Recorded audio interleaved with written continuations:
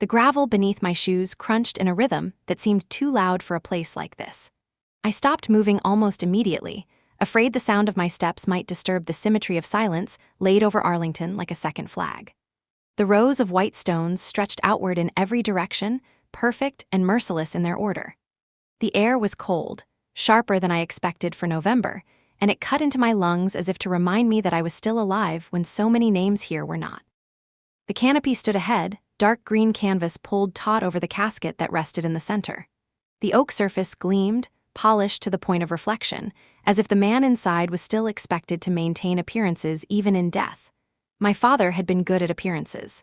The medals on the table, the banners on the walls of our home, the photographs clipped to every official report. The family image he built had always been perfect in public, even when it rotted in private. I was not supposed to be here. Not really. My name was missing from the obituary, missing from the program that Emily now gripped in her white knuckles. Even the stone marker bore only Daniel and Emily as the beloved children of Richard Hardy. My existence had been cut out with the precision of a scalpel. For 10 years I had been erased from record, my face removed from photographs, my career filed under silence. Yet I stood at the edge of the path, unseen but undeniable, a ghost returned to a stage that no one wanted me to occupy. The first row of chairs carried the weight of power. Senators, admirals, decorated officers, faces carved into expressions of solemnity. But I only looked at 3 of them. Daniel sat tall, his posture almost theatrical, chin lifted, hand resting on the small of Mother's back in a gesture that was more about optics than support. He had perfected that politician's balance between control and charm, even at our father's funeral. His eyes never moved toward me. He did not need to acknowledge what he had already erased. Margaret Hardy, my mother, wore gray instead of black. Her pearls shone faintly in the weak light. Her hands were folded in her lap, her spine straight as a rifle barrel. When her gaze drifted in my direction, there was no warmth, no recognition, just the mechanical acknowledgement one gives to a stranger who seems vaguely familiar. For her, I was not a daughter. I was an inconvenience she had once chosen to shut away. Only Emily faltered. Her eyes met mine briefly, a flicker of something alive breaking through the granite discipline of the rest of them.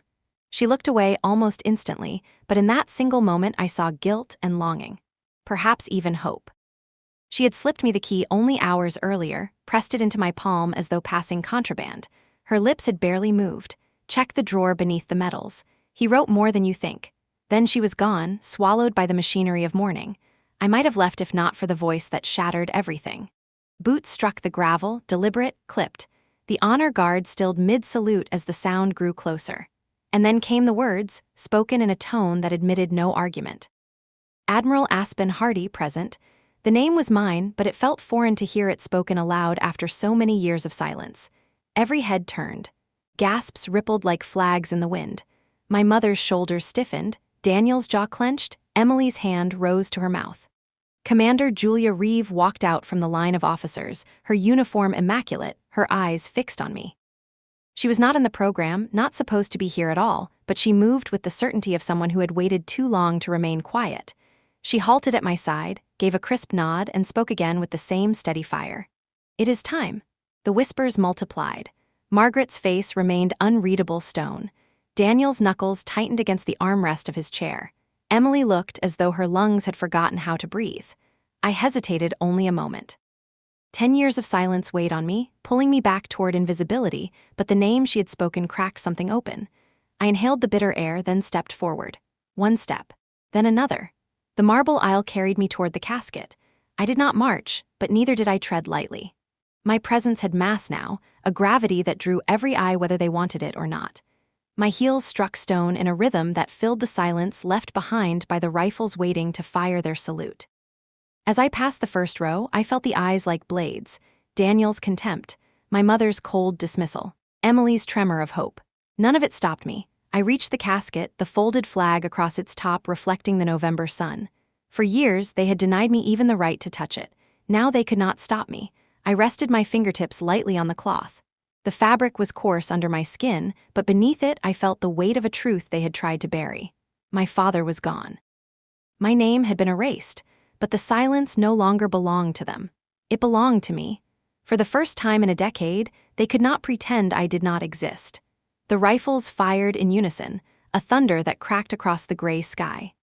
Each volley echoed off the white stones and returned sharper, as if the cemetery itself wanted to make sure no one forgot the cost of service. I kept my hand on the flag while the sound rolled over me, refusing to step back, refusing to play the part of the forgotten. The bugler raised the instrument to his lips and began the mournful notes of taps. The melody hung in the cold air, trembling as it rose, fading as it fell.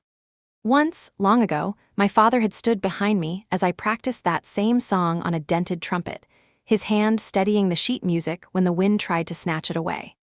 He had told me that silence between the notes was as important as the notes themselves. That memory struck harder than the rifles.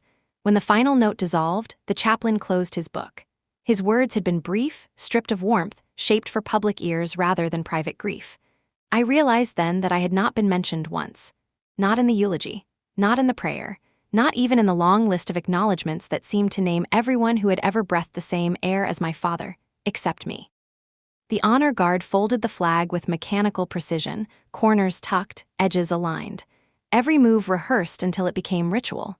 The officer in charge turned, ready to present it to the family.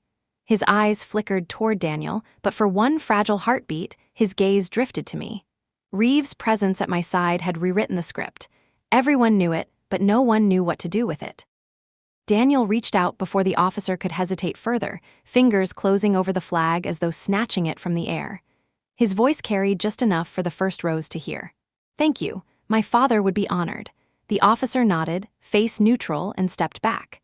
Daniel held the flag tightly, then handed it to Mother, who cradled it as if it were a crown. The gesture was perfect for the cameras, if any had been allowed this close. She looked straight ahead, refusing to acknowledge me, refusing to acknowledge that the cloth in her lap had once been meant for my hands. The chairs creaked as people stood. Conversations rose in hushed tones, respectful yet detached. A funeral for them was a chapter closed. For me, it was the opposite. A door opening, however unwillingly, into the secrets they had buried along with him. I turned to leave, to vanish again before anyone could drag me back into the shadows, but Reeves' hand on my arm stopped me. "Not this time," she murmured. The words stayed with me long after the crowd dispersed. The family house loomed over me like a judge carved in stone. I had not crossed its threshold in more than a decade, but the key Emily had pressed into my palm still worked. The lock clicked open with a sound that felt both familiar and foreign, like hearing your name called by a stranger. Inside, the air smelled of polish and dust. The marble floor gleamed under the muted chandelier light. Portraits lined the walls, frozen in their expectations. My father in uniform, Daniel at his commissioning, Emily at her graduation. My mother beside each of them, flawless in her pearls. No photo of me, not anymore. The empty spaces where my image had once hung were now occupied by landscapes and ceremonial plaques, as if scenery could erase blood. The study waited at the end of the hall. Heavy oak door, brass handle cool under my palm. I pushed it open slowly, half expecting alarms to scream at my intrusion, but the room welcomed me with silence. The desk stood untouched, its surface crowded yet immaculate, everything placed with intention. Commendations gleamed on the wall. A banner from the Naval Academy hung slightly faded, but still proud. His old uniform, sealed in plastic, waited behind the door, its sleeves limp with years of disuse. I crossed the room with careful steps, my fingers brushing the brass lamp, the edge of the blotter, the crystal decanter he had never filled. Every object carried the echo of his presence, yet it was absence that dominated. The air itself felt hollow, as if it had forgotten how to breathe. The drawer Emily had whispered about sat on the right side, beneath the neat row of medals mounted on a wooden stand. My hand trembled slightly as I inserted the key. The lock turned easily, the click soft but final. Inside lay a stack of envelopes bound by dark ribbon. My name was written on every one of them in handwriting that sent a jolt straight through me. His hand, steady, familiar. The same script that had once signed my training evaluations, my commendation letters, my orders. I lifted the first envelope. The paper was yellowed with age, dated more than a decade earlier. March 2011. I broke the seal with hands I could barely control. Aspen, I know I should not be writing this. Operational security forbids it, but I watched the footage today. You moved through that alley as if you were born for it. I am proud of you. Your mother says not to send this. She thinks it will make you weak, sentimental. She is wrong, but I let her win too often. Forgive me. Love, Dad. The words blurred as I read them again and again. He had written to me, he had seen me, he had been proud, and she had hidden it. I reached for another. Warsaw, Jakarta, Brussels. Each letter written in secret, each one sealed but never sent. Pages of his voice, raw and human, locked away where I would never see them until now. At the bottom of the drawer beneath the bundles lay a thicker envelope stamped with the government seal. I pulled it out slowly, heart hammering. Inside was a command transfer authorization. Operation Iron Crest. My name printed clearly, Aspen Hardy, designated successor in case of incapacitation or death of Admiral Richard Hardy. Signed by him. And below his signature, another name, Daniel Hardy. I froze. The ink looked sharp, too sharp, as if it had never touched the hesitation of a real pen. There was no timestamp, no processing marks. The document had never been filed. For a long time I stood there, staring at the page, the letters swimming in my vision. The evidence of his trust in me was real. But so was the evidence of someone's interference.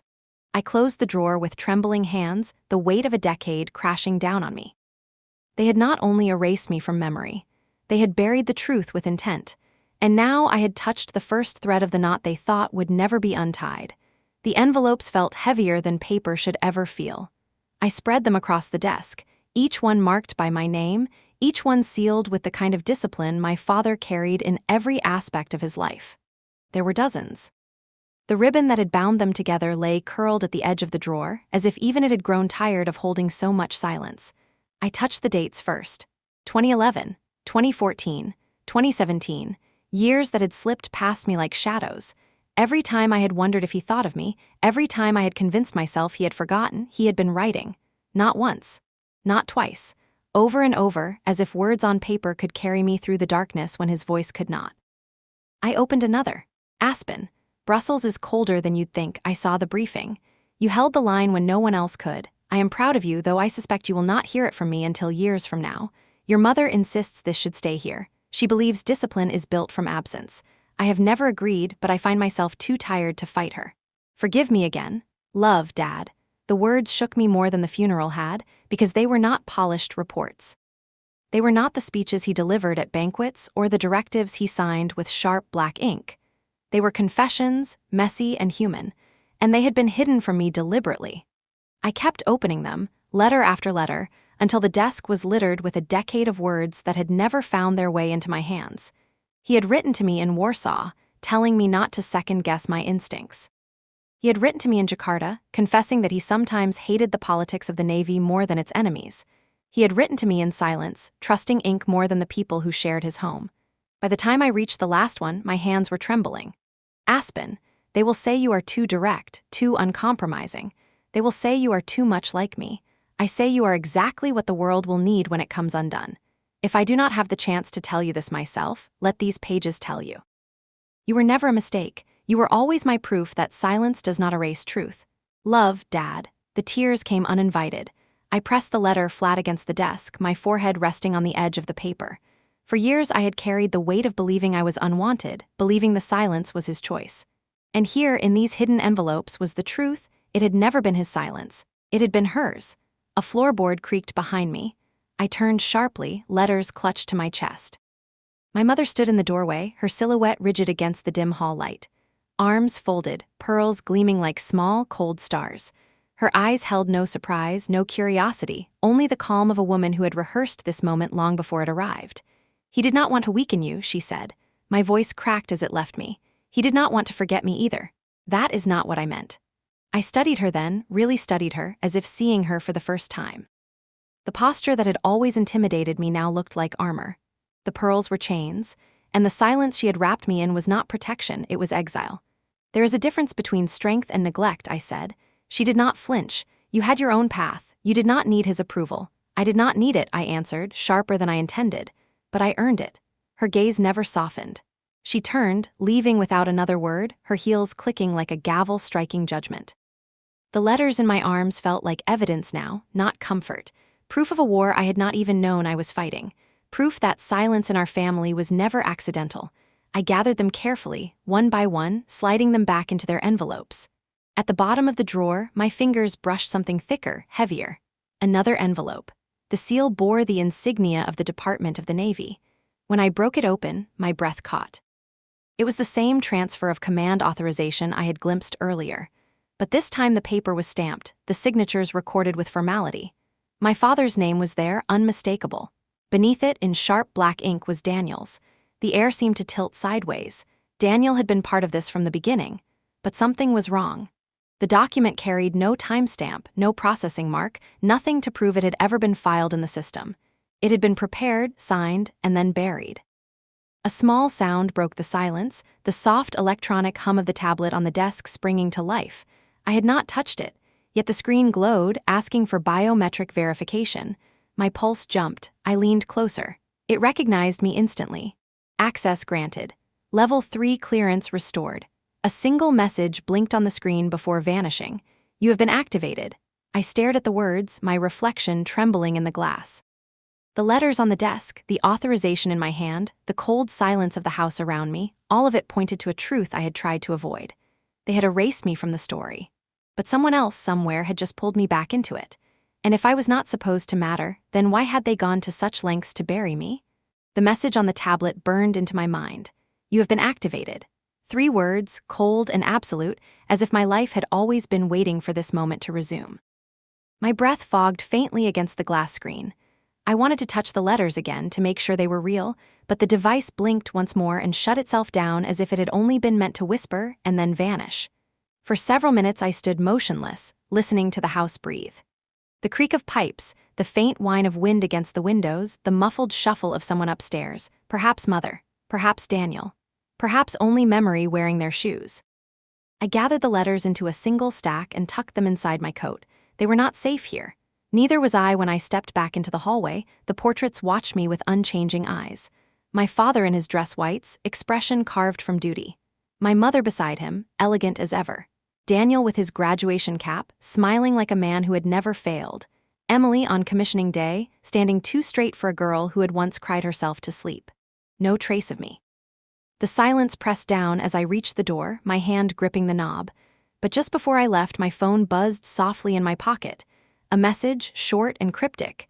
Meet me outside, 10 minutes. Come alone. I did not recognize the number, but I recognized the precision. Reeve.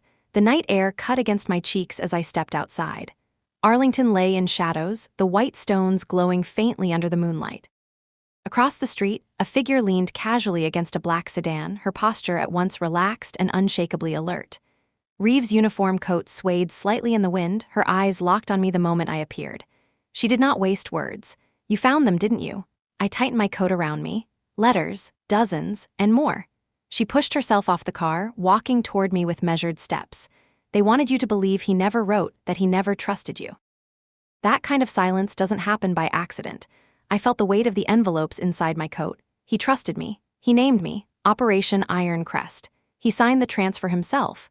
Reeve's jaw tightened, but she nodded as though she had expected nothing less. Then why has the system been pretending you don't exist? I shook my head. The authorization was never filed. His signature is there, but so is Daniel's. And there's no timestamp. It was buried before it ever reached the chain of command. Reeve let out a breath, her eyes narrowing as she processed the words. Then someone higher up is playing with the record. Someone with access to both the family and the files. The tablet, I said quickly. It lit up on its own. Said I've been activated. For the first time, something flickered in her expression, a sharp calculation edged with unease. That clearance hasn't been used since before you disappeared from the rosters. If it just came back online, someone wants you looking.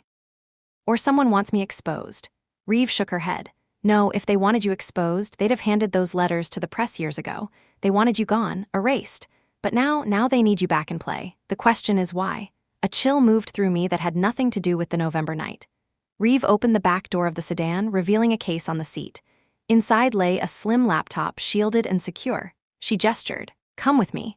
I hesitated, glancing back at the looming silhouette of the house. If Mother looked out from one of those windows, what would she see? A daughter sneaking away again, or a soldier stepping into a mission? Perhaps both. I slid into the car. The door closed with a heavy finality, sealing me into the hum of the secure systems. Reeve powered on the laptop, her fingers flying across the keys. The screen came alive with encrypted portals, military seals blinking as firewalls fell away. She glanced at me once, her expression steady. We're going into the Iron Crest archives. If there's proof your father named you, the system should still carry a shadow of it, even if they buried it. The cursor blinked, waiting. My throat was dry. What if there's nothing left? Then we prove there was. The system demanded my biometric. I pressed my thumb to the sensor, heart pounding. The laptop hummed, then a message scrolled across the screen. Clearance accepted. Vice Admiral Aspen Hardy. My stomach clenched. I had not held that rank in 10 years. Officially, I had been frozen out, stripped of every thread of authority. But the system recognized me. My father's designation still lived inside the machine, waiting like a heartbeat under ice. The archive opened. Rows of classified files blinked before us, their titles stark and clinical: deployment logs, strategic readiness. Command succession. Reeve leaned in. Start with succession. I clicked. The files expanded, timelines unfurling across the screen. Names, dates, authorizations. My father's signature again and again. And then my own name, Aspen Hardy. Successor, Vice Admiral, designated. The word glowed like a ghost. But next to it in another column, the word REVOKED. I scrolled further. The revocation had no official reason listed, only a manual override code. Dr. 07X Reeves' voice dropped. Daniel. I stared at the letters until they blurred. My brother had not only erased me from the obituary. He had cut me out of history with the stroke of a code. The weight of the letters pressed against my chest. My father had written me into the story. Daniel had written me out. Reeve reached over, steadying my hand as it hovered above the keyboard. You're not erased, she said. You're redacted. There's a difference. One is final. The other means someone is afraid of the truth. Her words settled over me like a challenge. For years I had been silent. For years they had convinced me that silence was survival. But now the silence was theirs, not mine. I closed the laptop with deliberate calm. When I looked back at the house, its windows glowed faintly in the distance, cold and watchful. I spoke softly, more to myself than to Reeve. They wanted me gone, but they also wanted me contained. She nodded. Then let's see how they handle you unleashed. The engine started, low and smooth. The sedan pulled away from the curb, leaving behind the house, the funeral, the silence that had caged me for so long. Ahead lay only questions, and the beginning of answers they had tried too hard to bury.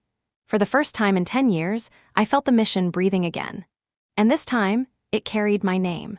Reeve drove like someone who understood the cost of losing time. The city slid past in shards of light, then gave way to the quiet geometry of a federal complex that pretended to be smaller than it was. We cleared 2 outer checkpoints with nothing but her ID and the kind of confidence that does half the work for you. The third gate demanded my hand. The reader pulsed red, then green, and a steel door sighed open as if relieved to be useful again. Inside, the air changed. Cooler. Drier. The hum of servers stitched itself into the walls like a second electrical system, one that ran on secrets instead of current. We took an elevator down, then another, until my ears popped and Reeve's reflection in the polished metal warped for a second, elongated and distant. I thought of the letters under my coat, the ink pressed flat as if trying to breathe. I did not touch them. I needed both hands free. The vault was not as dramatic as I remembered. No cathedral of screens, no chorus of alarms. Just rows of workstations, each angled toward a central console where a single desk lamp cut a pale circle into the dim.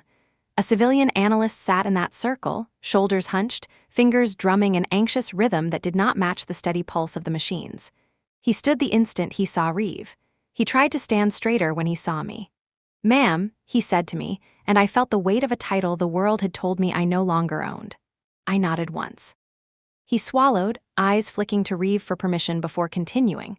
"I am Morris, contracted to maintain legacy logs and permissions indices. Commander Reeve said you would want the trails pulled." I set my palm on the desk to steady the room. "We are looking for the succession chain on Iron Crest," I told him. "Access events, overrides, anything that explains why a designation exists in the archive but never reached command." Morris slid into the chair and began the ritual of access. He typed without looking down, passwords flowing like a prayer he had said too many times to doubt. Panels opened within panels. Matrices scrolled. Names began to appear, then dates, then the kind of internal codes that are supposed to make sense even as they work to ensure they never will. "There," he said softly. "A succession flag was raised 12 days before your father's heart failed. It was affirmed by his terminal and mirrored to the backup node. The mirror is intact. That means the flag was real." But look at the next mark. I leaned closer. The word sat beside my name like a bruise, revoked. No reason, no automated error tag, just a handprint of a human decision. By whom, I asked. Morris tapped another key and brought up a square of text that did not look like much until you read it. Manual override authorization. The code was short, brutal in its certainty. Dr. 07X. My mouth was dry. Reeve did not speak. She did not need to. The initials were blood. Scroll, I said. Morris did, and with the scroll came a timeline that refused to be ambiguous. The flag naming me as successor was confirmed at 08:14 on a Tuesday. 24 hours later, another login reached into the record and cut the line that connected my name to the post. The second event came from an internal route that never leaves footprints in the places investigators look first. The hand that moved was practiced.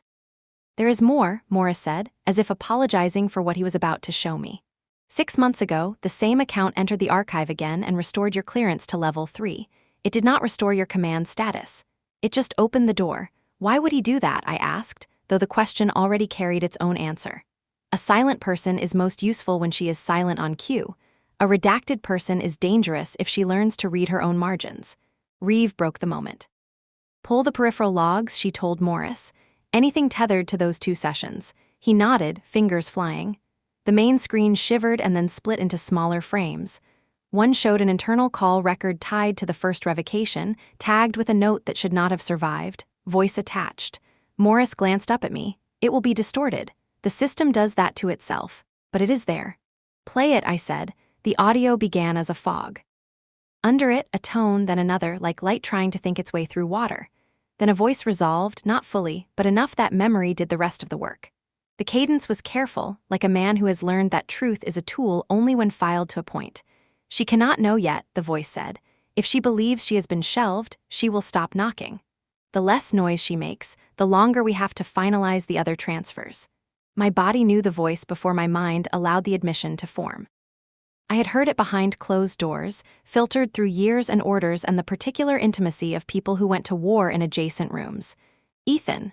Reeve's eyes slid to me, then back to the screen. Morris, she said. Root. He did, isolating the header. Internal, not a leak to the outside. A call between 2 internal nodes, one masked as a scheduling port, the other wearing a generic admin tag like a cheap disguise. The second tag carried another annotation in a place no one bothers to check unless they are already suspicious. Dr. 07X again, faint as a watermark. The call ended. The room did not breathe with me. I forced air into my lungs until the edges of the workstation stopped flickering. He was ours, I said. The words came out steadier than I felt. He trained under my father. He learned the virtue of silence at the same table where I learned it. If he spoke those words, he did not speak them alone. Morris scrolled, his face tightening. 2 minutes after the call, the override executed. The record shows a redaction of your role and a reassignment flag on operational funds I have never been given clearance to trace. Someone moved money at the same moment they moved your name. Reeve stepped back, crossed her arms, and stared at the patterns as if daring them to rearrange into something less damning. They did not. I pressed my palms flat to the desk, feeling the faint warmth trapped in the metal surface by the lamp. My father's letters were a weight against my ribs. The transfer authorization was a light inside my head, a line I could not unsee between his signature and the blank where the system should have said filed. What else? I asked. Morris hesitated, and I could tell it was not because he was afraid of us. He was afraid of what the vault would say next. He opened a second index, one that labeled itself innocently enough as personnel life cycle. I knew these ghosts. Promotions and freezes, the quiet deaths of careers that never saw a ceremony. He used a narrow query and pulled only 3 names. Mine, Ethan, my brother's. Beside each were a set of alterations that did not match the public record. Ethan had been shifted laterally on paper at the same time he had been functionally disappeared. The code attached to the shift belonged to a nonprofit with a patriotic name that meant nothing and a board that did not exist. My brother's profile showed nothing at all, and that was the loudest thing on the screen. People with nothing in their files are people whose files live somewhere else. My turn showed the shape I already knew. A rise, a plateau, a hole where the plateau should have become a ridge. After the hole, a blank stretch that lasted years. Then tonight, one small flicker of green where the system had breathed my name again. Morris cleared his throat. I do not say this lightly, he began, because people like me are not paid to say anything at all. But this is not a mistake in a database. It is a schema built to hold a lie. Reeve's mouth curved at the corner, not into a smile, but into a recognition that someone besides us had said the quiet part loudly. She nodded to him once, then to me. We need a physical trail. Audio can be explained away. Logs can be called corrupted. I want a signature touching a transfer. I want a hand that cannot pretend it did not touch what it touched. I knew what she meant before she spoke the next words. Financials, shells. The river that pretends to be underground but still has to pass under bridges you can stand on if you know where to look. Take me there, I said. Morris shook his head quickly. I cannot leave the console. But I can pull the shell map and print it to a drive you control. I can mark the doors that look like walls. Do it, Reeve said. While he worked, I stared at the edge of the desk lamp's light. In that small circle, the world made sense. A surface, a set of tools, hands that knew their purpose. Outside the circle, the vault stretched into shadow and assumption. A life could be built on those two territories if you agreed never to ask what lived where they touched. My mother had built her power there. Daniel, too. Perhaps Ethan had believed there was no safe way to cross. The printer hummed, as quiet as guilt. Morris handed me a sealed drive and a thin stack of pages. The top page bore the kind of diagram that makes auditors salivate and politicians adjust their ties. Boxes, arrows, dates. One box repeated like a tick at the eye of the map. Phoenix Assets. It looked like a charity. It behaved like a drain. I slid the pages into a folder and the drive into the inner pocket where my father's last letter already lived. It felt right that those things should sit together, proof and voice, order and blood. Reeve closed the session, wiping the trail as cleanly as she could. She glanced at the empty doorway behind us, then at the camera domes that stared without blinking. They are blind at this hour, she said. Her tone made it sound like fact. I did not ask for the price of that blindness. Back in the corridor, the air felt warmer, as if the building above us breathed differently at night. We did not speak in the elevator. I counted the floors in my throat and forced each number to matter. Outside, the sky had brightened by a tone you only notice when you have not slept. Reeve unlocked the car. The letters under my coat curled slightly with the change in temperature, as if waking. We drove without music. Once we crossed the bridge, Reeve said what I had not allowed into words. You heard him? Yes. Do you trust what you heard? I trust that it was him. I do not know what he thought he was saving. Or whom? We will ask him, she said. He will not answer if he thinks it will kill him. Then we will ask in a room where silence cannot be mistaken for safety. The city gathered around us again. Somewhere beyond the glass, my mother's house would be settling into its daily routine of controlled light and curated quiet. Somewhere else, my brother would be drafting statements. Somewhere between those places and this car, the first fracture had opened, too small to swallow anyone yet, but wide enough to drink air. I closed my eyes for a moment. The letters inside my coat were warm now. I could almost feel the grooves of my father's pen through the paper. They had taught me for years that duty means enduring silence. Tonight, the vault had taught me something else. There is a point where silence is not endurance. It is consent. I opened my eyes. Reeve glanced over, then back to the road. Where to first, she asked. To the one person who taught me how to hear a lie even when it sounds like a prayer, I said. And to the ledger that will not care how expensive the truth becomes when it finally arrives. Reeve nodded once. The turn signal ticked like a clock finding its second hand again. The mission had a pulse. And this time, it beat in my name. The folder of printouts sat heavy on my lap as Reeve drove us out of the compound. The city lights flickered through the windshield, scattering patterns across the diagrams and arrows that described the hidden channels of Phoenix Assets. Every time the car hit a bump, the papers shifted as though restless, whispering their own testimony. I ran my thumb over the edge of one page. The ink was still warm from the printer, but the information was cold as stone. My name, redacted, Ethan's voice, compromised, Daniel's code, carved into the system like graffiti into marble. My father had written letters to me in secret, trusting paper more than the people in his own house. Now I understood why. Reeve broke the silence. You should know this isn't the first time Phoenix Assets has appeared in a trail.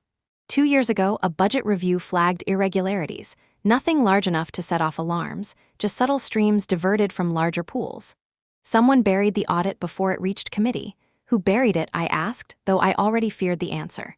She gave me a side glance. Who do you think had the power to redirect an entire audit with one phone call? Daniel. Reeve nodded once. Quiet, efficient, and invisible to the public. He has the kind of face that never sweats in front of cameras. I pressed the folder shut, feeling the sting of anger rise in me like heat. He had not only erased me, he had fed on the silence he created, building a structure strong enough to support his ambitions. My mother had let it happen. Ethan had stood beside him. And I, the ghost they had written out, had watched from the shadows believing it was my failure. The car pulled onto a quieter road. street lamps thinning into long patches of darkness. I leaned back, eyes on the ceiling, as the weight of it pressed harder. If my father had trusted me with Iron Crest, and Daniel had buried that trust, then the operation itself must still exist somewhere beneath their lies. But in whose hands now? Reeve slowed as we neared a small bridge, water glinting faintly beneath. She parked in the shadows and turned off the engine. The sudden quiet was sharp, filled only by the sound of water and the occasional passing car far in the distance. She turned toward me. You need to prepare yourself. Trails like this don't end with one name. They branch, they bleed. Daniel may be at the center, but others have been drinking from the same well. I looked at her, searching for hesitation. There was none. What if Ethan is deeper than just a voice on a call? Then we dig deeper, she answered without pause. And if he is deeper, then he is already compromised beyond return. Her certainty steadied me, but it also cut. Ethan had been one of the few constants in my early career. A man who trained beside me, laughed in the smoke-filled nights of deployments, carried silence as if it were a shared religion. To imagine him speaking against me, even for strategy, was to imagine a fracture in the very bone of loyalty. I pulled the letters from my coat, the ones I had not yet read. Under the bridge's dim light, I broke another seal. My father's voice spilled across the page in ink, words written years ago but vibrating now like they had been waiting for this moment. Aspen, there will come a day when you will be asked to believe silence is strength. Do not be fooled. Silence can also be a prison built by those who fear the sound of truth. If they come for you, and I suspect they will, remember that history is not made by those who erase. It is made by those who endure. The page shook in my hand. Reeve's eyes softened for a rare instant. He knew. I folded the letter carefully, tucking it back with the others. He had seen it coming. Maybe not Daniel's ambition in detail, maybe not Ethan's betrayal, but he had known the pattern. He had known silence was their weapon. Reeve started the car again. Where to next, she asked. I exhaled slowly.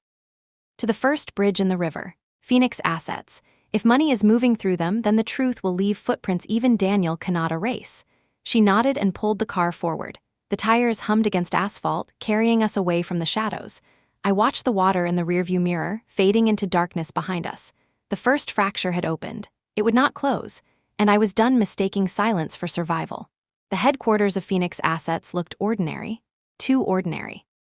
A glass-fronted office on K Street, squeezed between a boutique law firm and a tax consultancy that boasted plaques of invisible awards.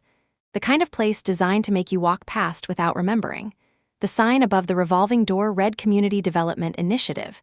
No mention of Phoenix, no hint of fire, only the pale glow of fluorescent lights burning through the night. Reeve parked half a block away. From the passenger seat, I studied the building. 3 stories, clean windows.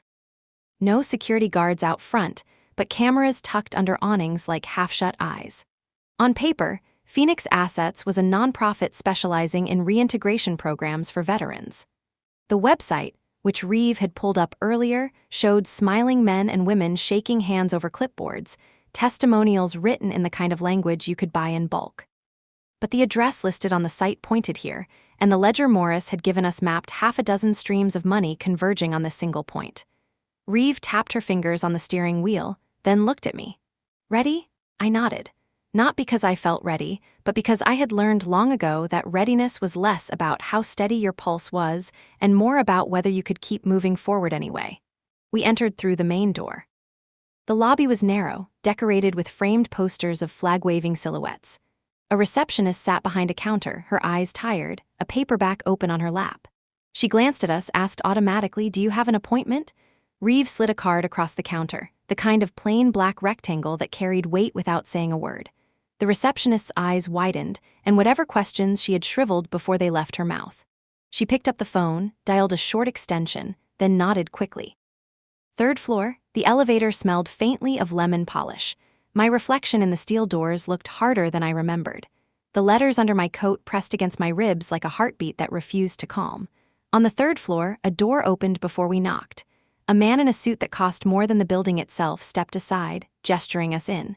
His smile was professional, practiced, a mask built to fit any visitor. "Ms. Hardy, Commander Reeve, welcome to Phoenix." His voice was smooth, but the way his eyes flicked to the folder in my hands betrayed him. He knew why we were here, or at least he feared he did. We sat at a round table in a windowless room that smelled faintly of new carpet.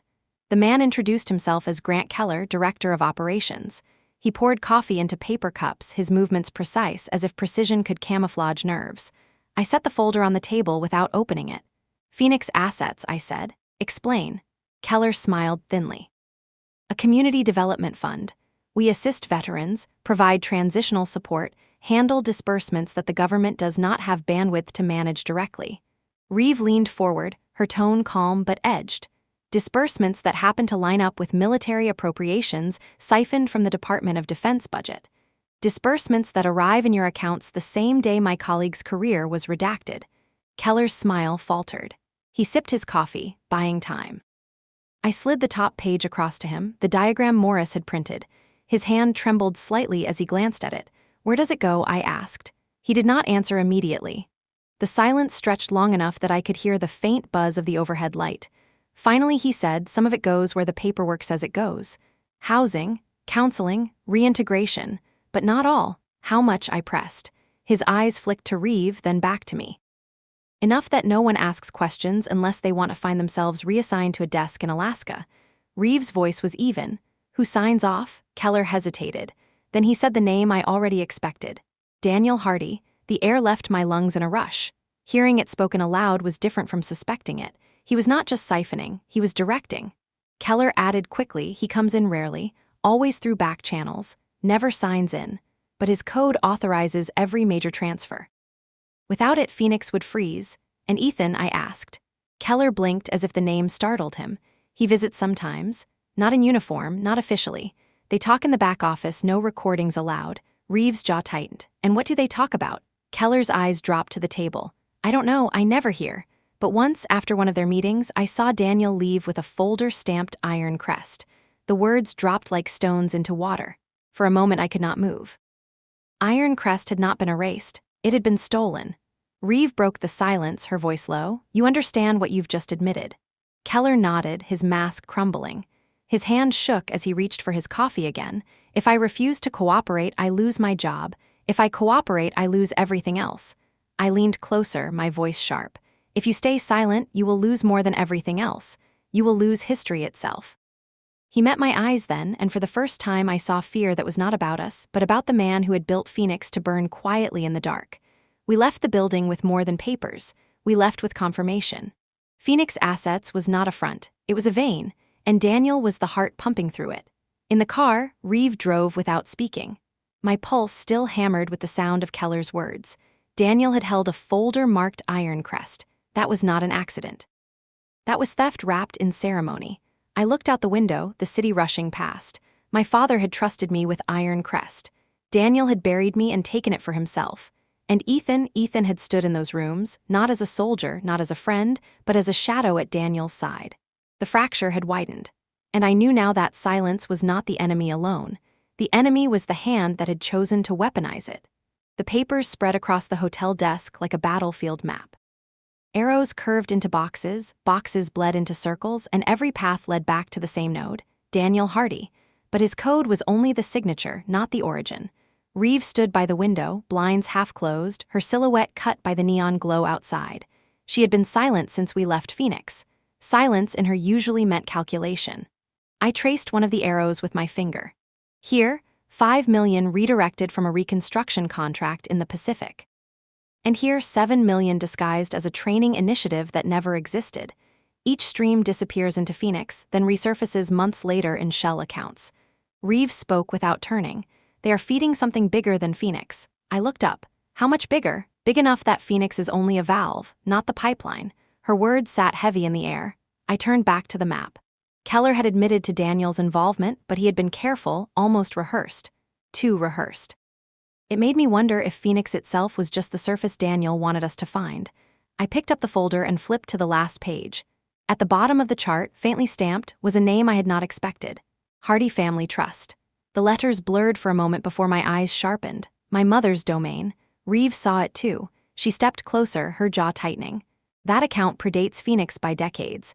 Your father set it up when you were children. But the recent deposits, these aren't his. I whispered the words even as my throat closed around them. They are hers, Margaret Hardy, the one who had stared at me at the funeral with eyes made of glass, the one who had told me strength was silence, the one who had hidden my father's letters. My stomach clenched. Daniel might be the signature, but Mother was the architect. Reeve leaned on the desk, her voice low. If the trust is receiving funds, it means she is not just aware, she is managing. The realization struck harder than Keller's confession. For years I had believed she had simply erased me out of cold pride, out of fear of weakness. But this was more than pride. This was complicity. I gripped the edge of the desk, knuckles whitening. She told me once that silence is a gift, but now I see it for what it is, a cover. Reeve's eyes found mine. Then we prove it. At dawn, we drove to a quiet suburb lined with manicured lawns and identical hedges. Hardy Estate stood at the end of the cul-de-sac, its stone walls rising like a fortress of memory. I had not walked through those gates in over 10 years, but the iron still gleamed, polished by hands paid to pretend the family within was flawless. Reeve cut the engine. We sat in silence for a moment, both of us staring at the house that had raised me and then rejected me. She said quietly, "We go in as visitors. No confrontation. No threats. We observe." I nodded, though my chest was already tight. Mother met us in the parlor. She wore pearl gray silk, a teacup balanced in her hand as though she had been waiting for us. She did not rise. "Aspen," she said smoothly, as if pronouncing my name cost her nothing. "Commander Reeve, what a surprise." Her eyes flicked briefly to the folder in my arms. She saw it, she recognized it, but she said nothing. We sat across from her. Reeve spoke first. "We've been following financial trails tied to Phoenix assets. They lead here." Mother's expression did not change. "Phoenix assets? That is some sort of charity, isn't it?" "Charity doesn't bleed millions of defense funds," I said. "Charity doesn't bury succession orders and forge signatures." Her hand tightened slightly on the teacup, but her smile never faltered. "Aspen, you always were dramatic." I leaned forward, unable to keep the steel from my voice. "Keller saw Daniel here, with Iron Crest documents. Don't tell me you do know." The silence that followed was different from her usual coldness. This one was layered, calculated. She set the teacup down, porcelain clicking softly against the saucer. "Some truths," she said at last, "are heavier than others. If you insist on carrying them, they will break you." The words sent a shiver down my spine, not because they were new, because they were familiar. I had heard them once before, whispered late at night outside my door when I was still young enough to believe that silence was protection. Reeve broke the spell, her tone sharp. "We'll find the truth with or without you." Mother's eyes slid to her, cool and unimpressed. "Perhaps, but do you know what happens to daughters who dig too deep?" I stood, the letters in my coat pressing like fire against my ribs. "I am not afraid of being buried anymore."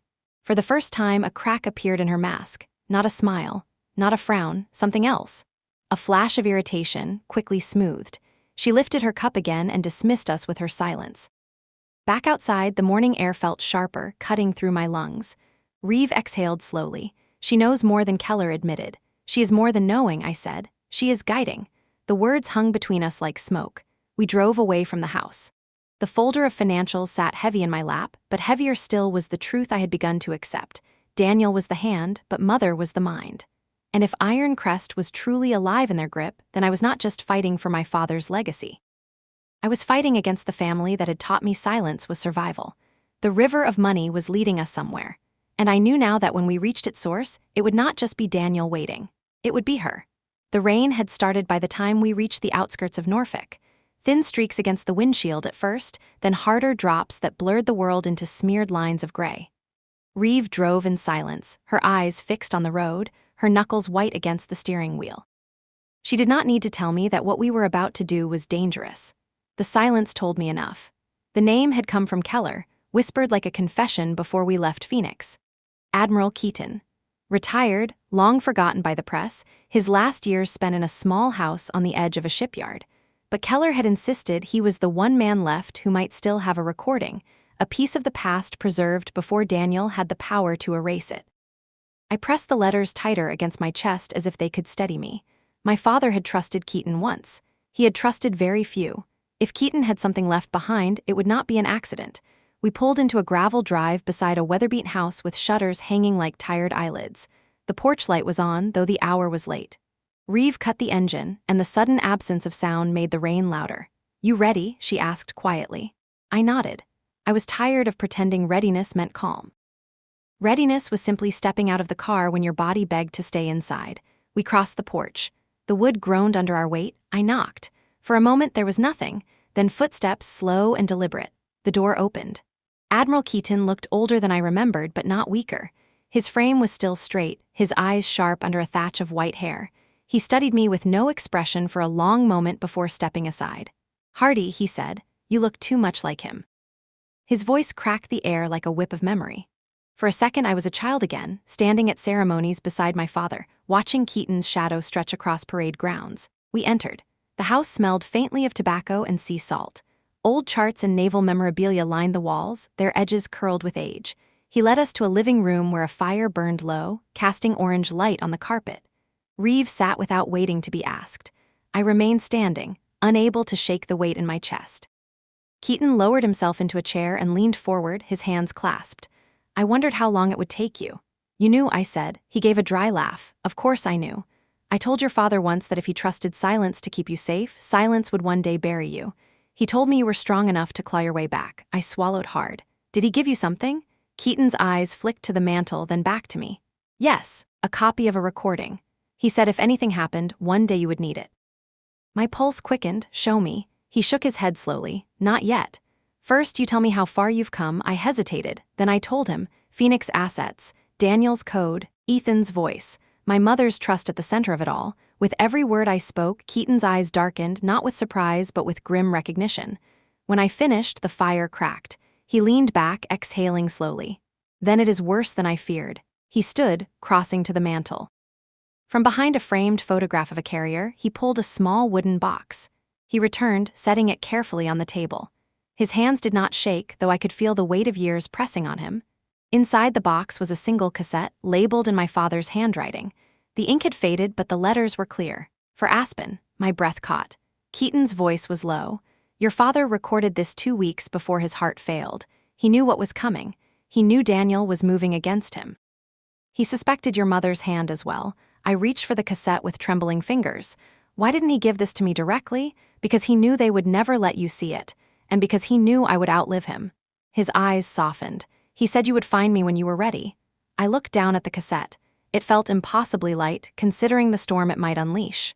"Play it," Reeve said. Keaton shook his head. "Not here, too easy to be overheard."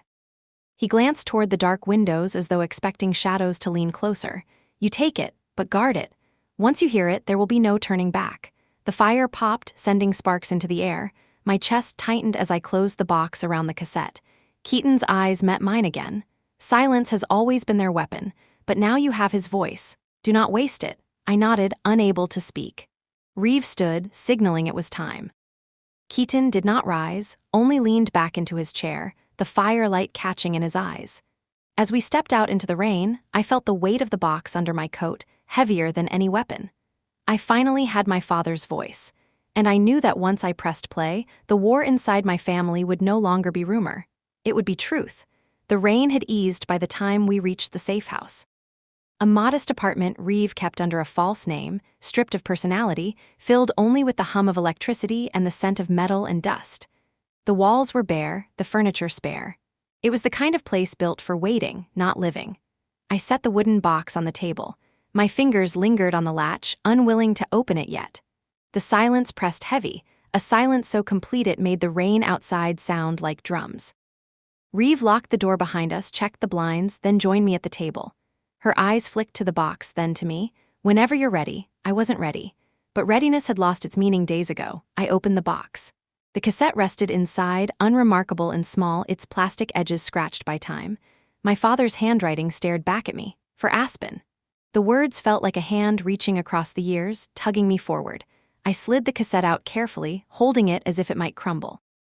Reeve pulled a small player from her bag.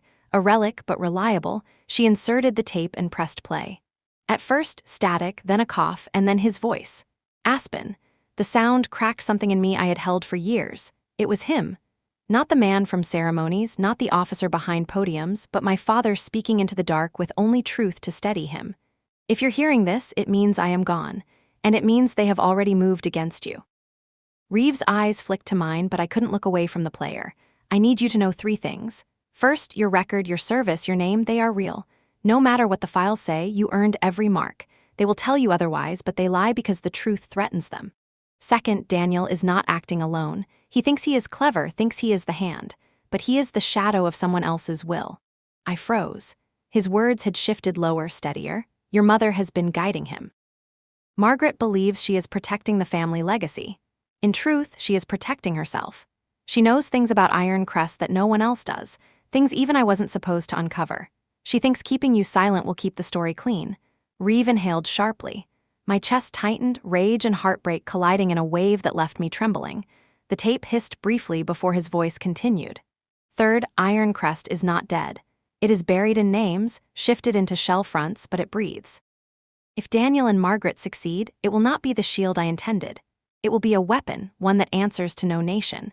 And they will erase you to make sure no one remembers it was ever yours. I gripped the edge of the table, nails digging into wood. My father's voice grew softer. Aspen, I wanted to tell you in person. But by the time I realized how far it had gone, I knew they were already watching me. I feared my words would not reach you if I spoke them aloud. So I wrote, so I recorded. Because silence should never be my gift to you, the tape clicked as the side ended.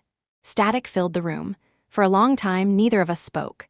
The hum of the player seemed louder than the fire of rifles, louder than the funeral bugle, louder than every silence that had defined my life until now. Finally, Reeve said quietly, "There it is. The proof." I shook my head, my voice rough. "It's more than proof. It's his confession. He knew. He saw them for what they were. And he still couldn't stop them." Reeve reached across the table, her hand resting on the box. "But you can." Her certainty steadied me, but the weight of it crushed me too. The letters had told me he believed in me, but hearing his voice, naming Margaret, naming Daniel, it felt like the ground had shifted beneath everything I had ever known. I pushed back from the table, pacing the room. The walls felt closer, the blinds thinner, the air heavier. "She buried me to protect herself," I whispered.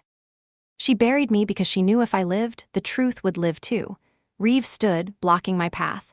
"Then we make sure the truth doesn't just live. We make sure it cannot die again." Her words steadied me, but in the back of my mind, my father's voice still echoed. "They will erase you to make sure no one remembers it was ever yours." I pressed my hand against the letters inside my coat, the tape box still open on the table. The storm was no longer outside. It was here, in my chest, in the fire that had been waiting all these years. The silence they had forged was cracking, and now, armed with his voice, I would shatter it completely. The hearing room smelled of polished wood and power. I had walked into battlefields quieter than this. Cameras lined the walls like vultures dressed in glass, their red lights blinking, hungry for blood. Senators shuffled papers, aides whispered into ears, and a row of uniformed officers filled the seats like shadows waiting to judge. Reeve walked beside me, her expression iron, her steps measured. She carried the evidence in a secure case, its black shell catching the overhead lights. Inside were my father's letters, the transfer authorization, the diagrams of Phoenix assets, and the cassette. Together, they were more than paper and plastic. They were truth sharp enough to cut. I sat at the witness table. The chair was too stiff, the microphone too close. For a moment, I thought of my father sitting where I now sat, the weight of the Navy on his shoulders. Then I thought of his voice on the tape, warning me that silence was no gift. The chair of the committee cleared his throat. "Admiral Hardy," I corrected him instantly. "Vice Admiral Hardy." My voice was calm, steady, but it carried enough weight that the murmurs behind me stilled. His eyes flicked down at his notes, then back at me. "Vice Admiral Hardy, you've requested this hearing to present evidence of misconduct involving Operation Iron Crest. Please proceed." I looked at the senators, the cameras, the sea of uniforms, then I leaned into the microphone. "For 10 years, my name has been absent from your records. You told yourselves I was erased, but I was not erased, I was redacted. And today I will show you why." The case clicked open. Reeve passed me the first bundle of letters. I held them up. "My father wrote these to me over the course of a decade. They were never sent. My mother hid them. They prove that he did not forget me. That he trusted me, that he designated me as successor for Iron Crest." Gasps rippled through the room. I set the letters down and lifted the transfer authorization. "This document names me as his lawful successor, but it was buried before it ever reached the chain of command. The override code that revoked my designation belongs to Daniel Hardy." The cameras flashed, senators leaned forward, aides scribbled. I felt the pulse of the room quicken, like a battlefield before the first shot. Then I gestured to Reeve. She slid the cassette into a player connected to the committee system. The room filled with static, then my father's voice. "Aspen, if you're hearing this, it means I am gone. Daniel is not acting alone. Your mother has been guiding him. She believes she is protecting the family legacy. In truth, she is protecting herself." The room froze. Not a cough, not a shuffle. Only his voice, clear as if he were standing beside me. When the tape ended, silence fell heavy, broken only by the scratching of pens and the distant whir of cameras adjusting. Daniel was the first to move. He stood from the audience, his suit perfect, his smile brittle. Lies, he snapped, manufactured. My father would never have said those words. I turned my eyes on him, my voice cold. Your code was in the override. Your hand pulled the string. The senators began to murmur, their voices overlapping.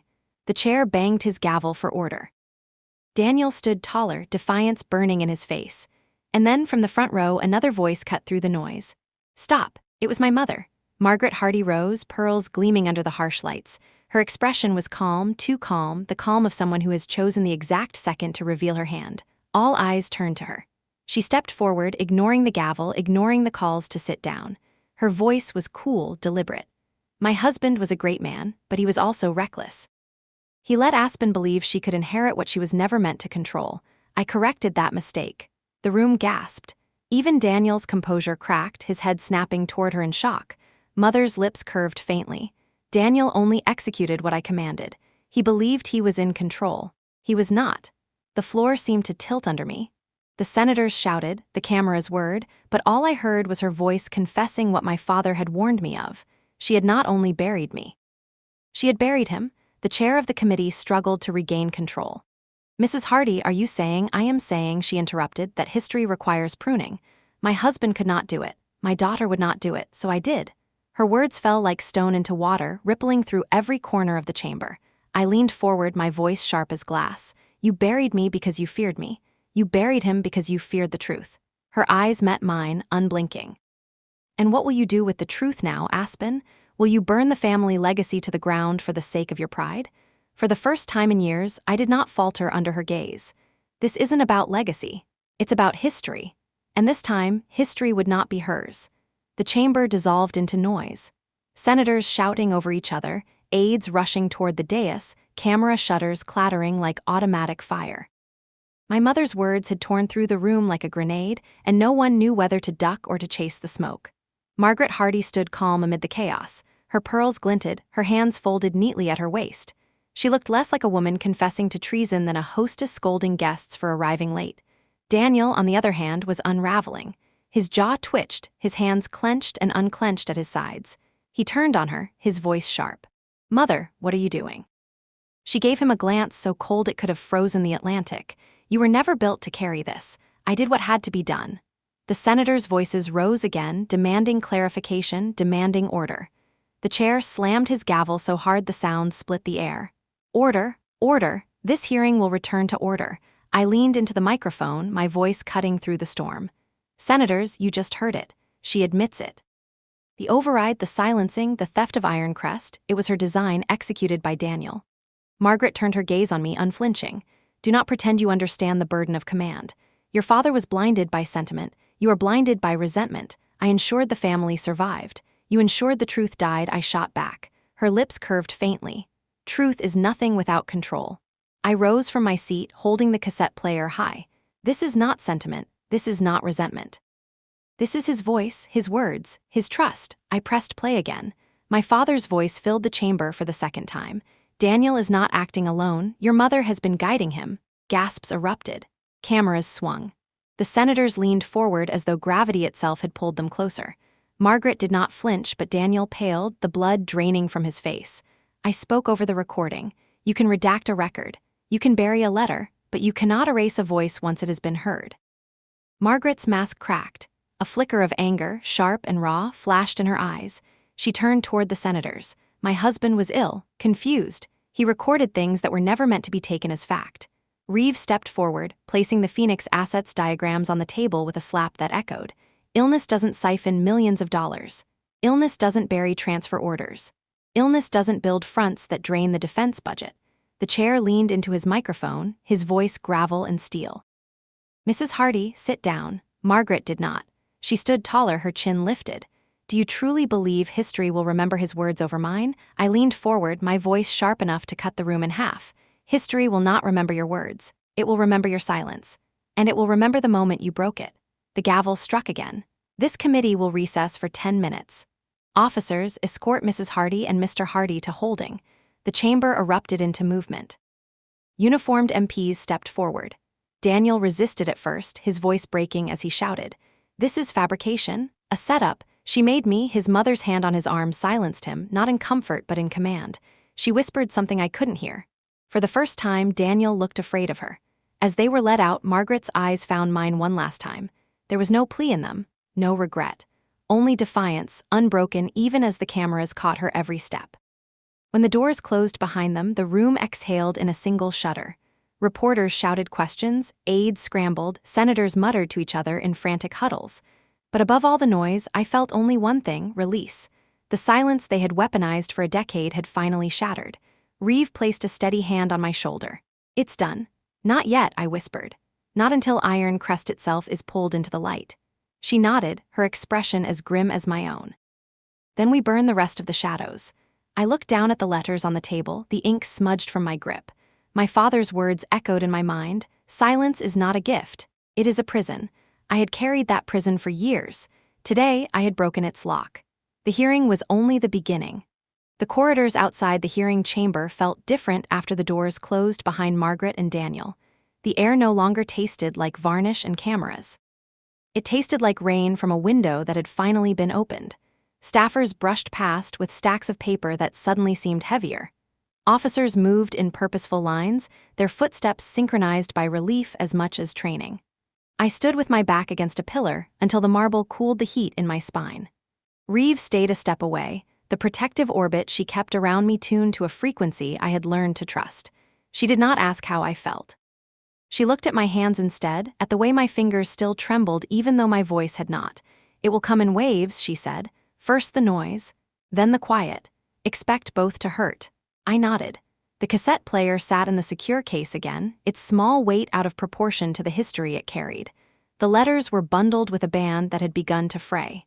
I had wanted to repair it with something stronger. I decided to leave it exactly as it was. The committee reconvened after the recess, but it was formality now, a scaffolding built around a building that had already fallen. The chair entered briskly, conferred with counsel, and read a string of directives that would ripple outward by morning. Independent counsel for Iron Crest, referral to justice, sealed warrants for accounts tied to Phoenix assets, a motion to restore my rank pending certification by the department within 72 hours. Even the gavel sounded different, less like an order and more like acknowledgement of gravity. When they adjourned at last, Reeve and I left by the service stairs to avoid the cameras.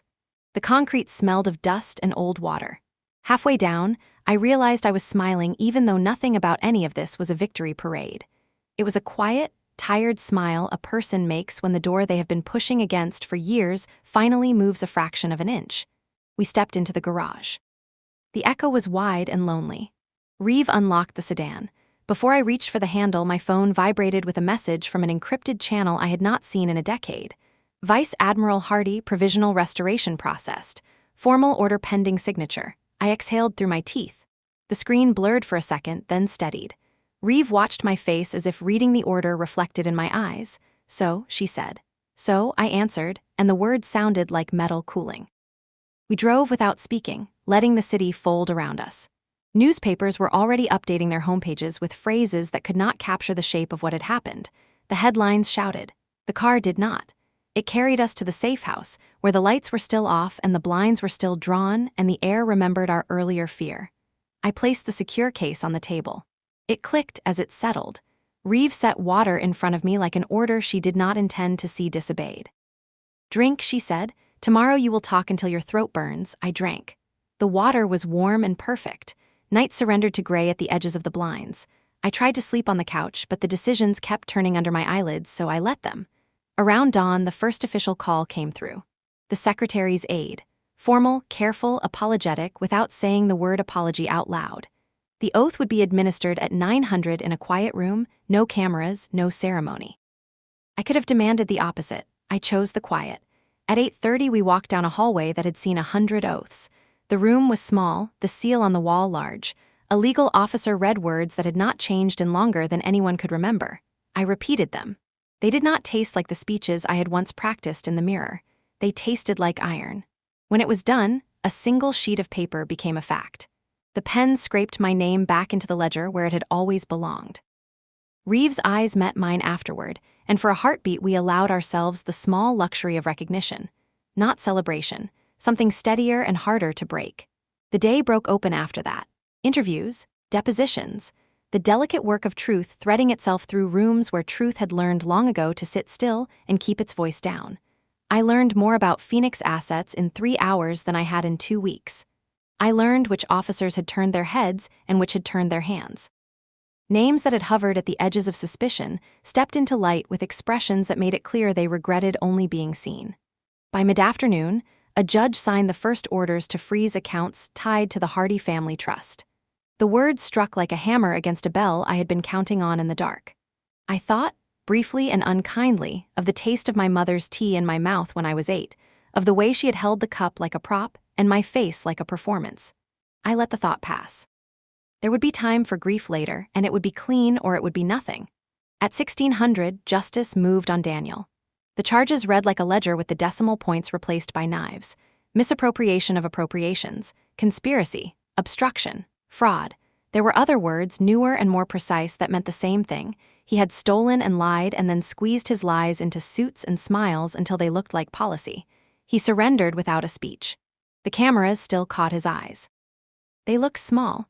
I braced myself for my mother's arrest and then realized that the people who follow the law even when it is hard are occasionally still not cruel. She was escorted without cuffs from her house while her lawyer talked too quickly. She did not look at the cameras. She did not look at the ground either. She looked straight ahead at a horizon that had finally refused to move for her.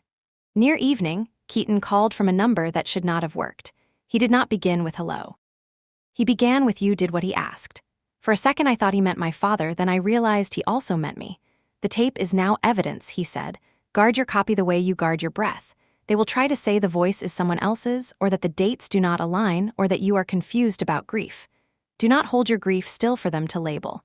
Let it walk at your side and answer to no one." I told him thank you. The words were too small. He let them be small. Some debts are not settled by the currency of language. By night, the questions shifted from what happened to what now. Committees grow hungry when they smell relevance. Reporters learn your gait and assign metaphors to it. Old friends from the Navy wrote messages that sounded like they had been practicing the tone since the day I disappeared from the rolls. A few were real. I answered those first. I answered the others with silence that finally belonged to me. Around midnight, when the city had chosen its spin and the streets had chosen their ghosts, Reeve took me to the academy. The night watch let us through without questions. We walked the stone path past buildings that had learned to hold both pride and regret without cracking. The classroom lights were off. The lecture hall lights were on. I chose the hall. The room smelled faintly of marker and chalk despite the screens. Rows of seats leaned toward the stage as if eager to be told a purpose. I stood at the lectern and looked at the empty chairs. It felt like a prayer to speak to them. It felt like a crime not to. Reeve sat in the front row like a cadet who had stayed after to ask one more question. She did not take notes. She did not need to. The lesson was not for her. I began without clearing my throat. "Silence has been presented to you as discipline," I said to the vacant room. "It is that. But it can also be a weapon used by people who fear what sound would reveal. You will be told to carry silence because it is noble. Sometimes it is.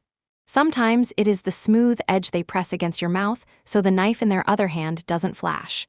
My voice did not echo. It settled into the wood, and the upholstery like a fact books could not register.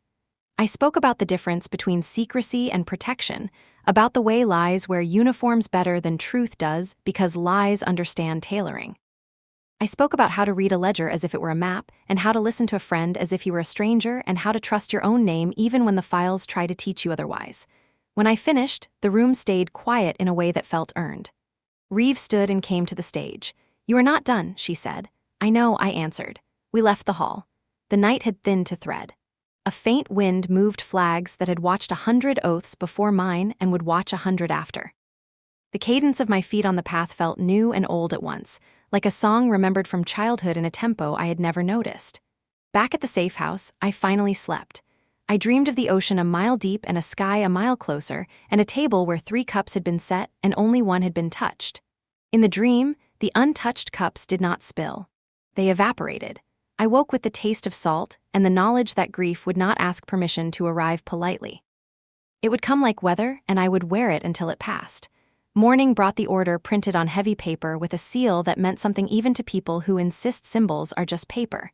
The restoration was no longer provisional. It was complete. Vice Admiral Aspen Hardy, active. The words were a gate you pass through and do not look back at because the only reason to turn around is to doubt your feet. Reeve brought coffee. We stood by the window and watched a slice of the city reconsider itself in the light. She raised her cup a fraction. To the next step, she said. To the next step, I echoed. It was not triumph. It was orientation. By noon, Justice requested my guidance on operational artifacts recovered from servers tied to Iron Crest.